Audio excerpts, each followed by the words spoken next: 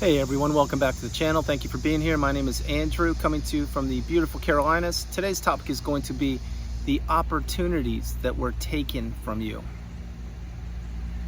Think about that for a minute. Everyone, if you like the content, please like, subscribe, and share. So frequently on the channel, I mention that the narcissist saw an opportunity in you.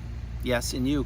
And that's exactly what happened. It's the truth. They look for opportunities about unsuspecting individuals who don't know what narcissism is. And they seize these opportunities and turn them into relationships, and then they extract their resources, and they do this wash, rinse, repeat, or rinse, wash, repeat, whatever you want to say. But this video is about the opportunities that were taken from you. And here we go. Let's say that you married the narcissist, and you thought that you were in a loving, stable, healthy relationship, trying to build a family as an example, and move forward and grow old together. Well, you figured out eventually, and after a period of time had expired, that this relationship was going nowhere and was draining you. Each and every day you were working more and more for the relationship. You were putting band-aids on things that would never be discussed. You were tolerating poor behavior. You were experiencing rage fits, gaslighting, the smear campaign, silent treatment, on and on and on. And you realized that this person who turned out to be the narcissist, they were around you less and less and less. And why that was because, well, there are many reasons, but one reason was because they were looking for your replacement. Because remember, the narcissist knows that each and every relationship that they become a part of has an expiration date, and yours was no different. Another reason could be because you were too kind, you were too giving, and that is not your fault. You're most likely you are an empath or a loving individual, and you wanted the relationship to work out. Keep in mind, the narcissist did not want the relationship to work out. If you married the narcissist, that wedding ring on their finger was nothing more than a license to abuse, to manipulate, to extract your resources. And then when the time was right for them, perhaps at your weakest moment, when your health was ailing, your finances were at zero, you were in credit card debt up to your eyeballs, and your social circle had already blown up or had removed themselves from you and or the relationship, meaning the narcissist drove wedges between you and virtually anybody that mattered to you, that's when they would discard you or end the relationship. Perhaps it was even during a pandemic, if you understand what I'm saying. The whole point is the narcissist knew that the relationship would end. It was just a matter of time. Now that, what I'm talking about, let's say you did marry the narcissist, well, that was an opportunity that was taken from you to be a dad, to be a mom, to grow old together, to build a future, to build a family, to do things together and to experience each other on this planet called Earth. That is what most people want on the planet. I'm not saying marriage, but what they want is they want companionship, and they want to be loved and to give love. Notice what I said there.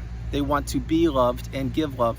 The narcissist cannot love, and they are incapable of actually receiving genuine love because they believe it is appalling, it is weak. Yes, that's what they believe. But what do? They play on your empathy. They play on your love. They play on your heartstrings in the romantic setting. So that's one opportunity that was taken away from you. Let's talk about children. Let's say that you had children with the narcissist. Well, what happened there? You were most likely doing most of the parenting and putting boundaries in place and teaching the kids right from wrong and how to be accountable and how to apologize and on and on and on. And the narcissist in front of you and or behind the scenes was trying to blow up your parental rights, meaning they were discounting what you were saying. Example, don't listen to them. I know what's best for you, or that is not correct, and I'll tell you how you should be raised. Things like that. This is what the narcissist does. That's why narcissism is generational. It is passed down from generation to generation to generation. And you may say, Andrew, what are you talking about? How does that work? Very simple. Let's say that your spouse was a narcissist as an example. Well, take a closer look at the family tree. Were either of her or his parents a narcissist? Maybe their siblings were. But somewhere along the line, they realized that being inaccountable and displaying their poor behavior would get them places in life. Remember, I said would get them places in life. They didn't want to change. So what did? They figured out rather quickly that with the bat of an eyelash or the inconsequential ramifications of their poor behavior, nothing would happen. In other words, there were no consequences for their actions, that they would continue to bully their way through life. Now, having said that, what did they do? When they had kids, perhaps they were your kids, they instilled some of these ideas and or expressions within one or many of your children, i.e. the golden child. and they pampered that child and put them up high on a pedestal to have them become essentially a mini me. And then that child eventually fell in love and had kids, and on and on and on. That's why this thing is generational. That's why the generational curse must be broken. And I don't say that lightly. It really does need to be broken. But having said all these things, that's an opportunity that was taken from you to raise the kids the proper way.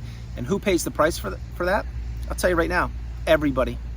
You do, the kids do, everybody around them, the extended family members, aunts, uncles, friends, the kids' whole developmental part of life. It's all blown up. Yes, and I do mean that.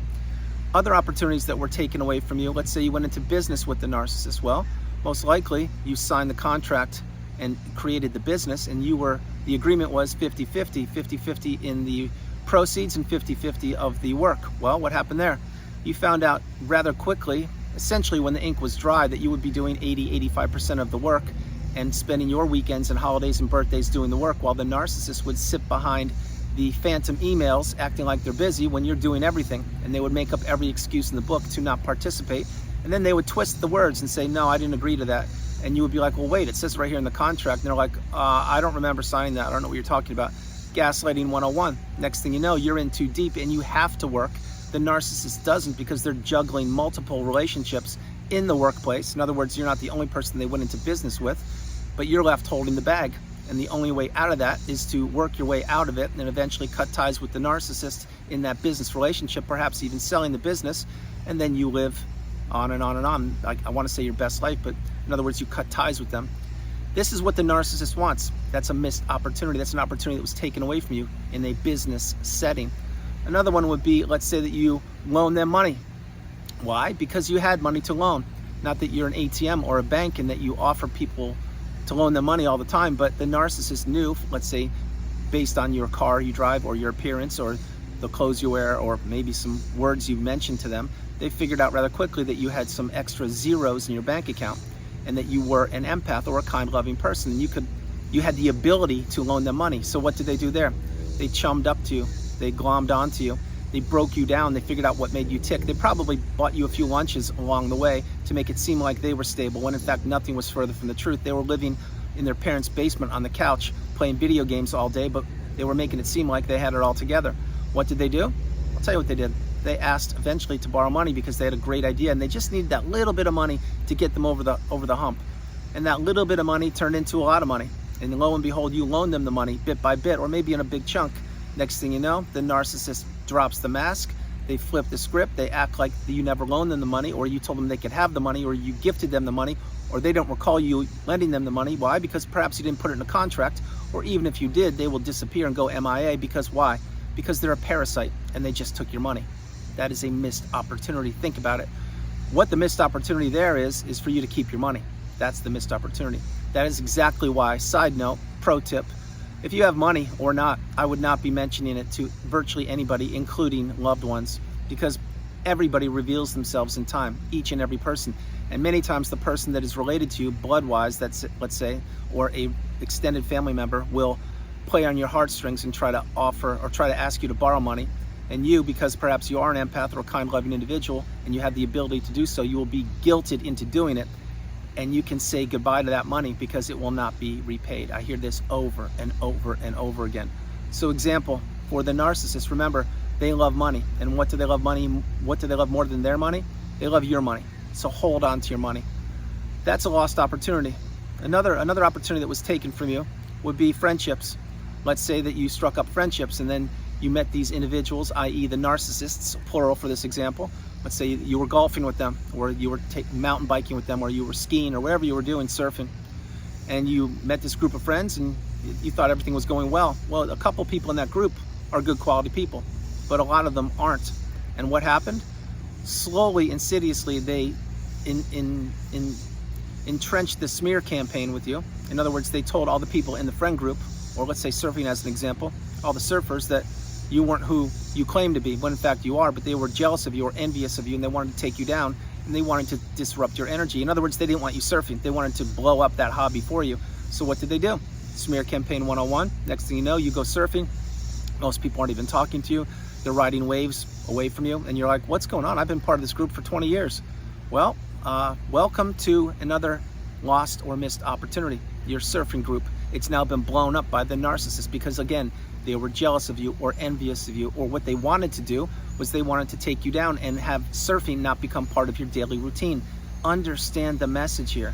The narcissist is built upon smoke, mirrors, lies, manipulation, and destruction and devastation. They're not built on the fundamentals of love, empathy, kindness, growth, building towards the future. They are looking to take people down and to take away whatever is important to them, which includes your social circle, your network, your job, your status, your mental health, your physical health, your assets, your finances, your relationships, you name it, they want it. And when I say they want it because you have it, and they believe what you have, they should have. Notice this. Notice many times when you were with the narcissist, or perhaps you're with the narcissist currently, you're looking to exit the relationship. Notice how frequently they compare themselves to other individuals.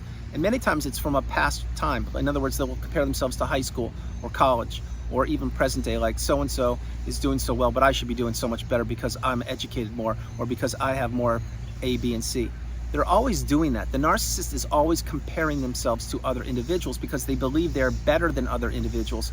And when other individuals get the limelight or the accolades or the attention because they deserve it, because they've worked hard to get there, the narcissist many times wants to take them down. This happens each and every day on the planet. Think about it. Think about the jealousy, the greed, the envy, all the negative emotions that envelop the narcissist. That is what is like inside the mind of a narcissist. It is not unicorns and rainbows. It's not happiness and love and growth. It is destruction, manipulation, tearing down, envy, greed, jealousy, manipulation. That's what it is. But the opportunities that were lost, there are many. And there, I just mentioned a few of them. There are so many more. How about your health? Let's say your health was perfect shape. You were doing great. You meet the narcissist, lo and behold, you have to see the doctor numerous times. You're developing some ailments and or conditions that you're not accustomed to having. Why? I'll tell you why. Most likely, although not definitely, it has something to do with the energy of the narcissist. The narcissist was draining your energy away from you, and they were exchanging their toxic negative energy into you while consuming your positive energy. I created videos on this recently. Check them out. It's exactly true. There is an energetic exchange between you and the narcissist, and the narcissist knows this. Bear in mind, the narcissist needs people. They need relationships. They need people to suck the energy out of. That's not what you need. What you need is peace, serenity, abundance, warmth, kindness, growth, fulfillment. You need the ability to just be. The narcissist doesn't want you to just be. What the narcissist wants is to consume you. That's why frequently they give you the endless to-do list. And when that's done, tomorrow will be doubled, the next day tripled, quadrupled, etc. Because they want you to be busy, busy, busy, working for them, to the detriment of you. Understand what I'm sharing with you. The narcissist does not want you to ever advance, to ever grow, to ever become awakened and aware. What the narcissist wants is you to be stuck in that zombie-like, trance-like state, the narcissistic fog, where they can use you as a puppet, as a pawn, as a play toy, as someone to manipulate, because they're hoping you'll never figure them out, first of all. But second of all, they don't believe you're strong enough to break the trauma bond. And third of all, they know for a fact that they placed you in the trauma bond. Believe me, they're professionals, they're manipulators, and they know exactly what they're doing each and every day. And they also know that you were an opportunity, and at one period of time, they seized the opportunity, which was you. Now you're getting the wisdom on my channel, you're becoming educated and empowered. You're understanding that you're not an opportunity, but that this thing called life is one big opportunity to you, for you to achieve your goals and to become the person you were meant and or are meant to be. Narcissist free. Get the message, everyone. So guys, that's the video. I hope you liked it. I loved doing it from the beautiful Carolinas. This is Andrew. Namaste.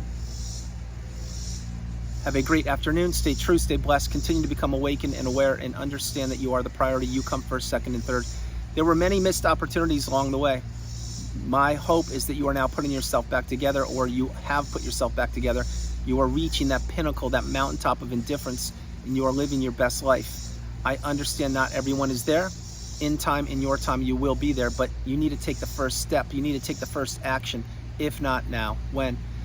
Everyone, no matter where you are on the planet, you are not alone. Remember that, you are not alone. God bless you. I love you. I'll talk to you guys tomorrow. And remember, abundance is within you.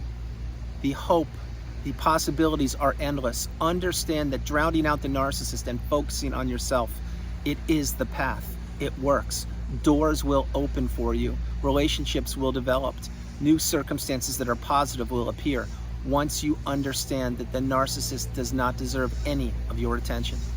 Remember that. Guys, no matter where you are, I love you. God bless you. I'll talk to you tomorrow. All right, bye.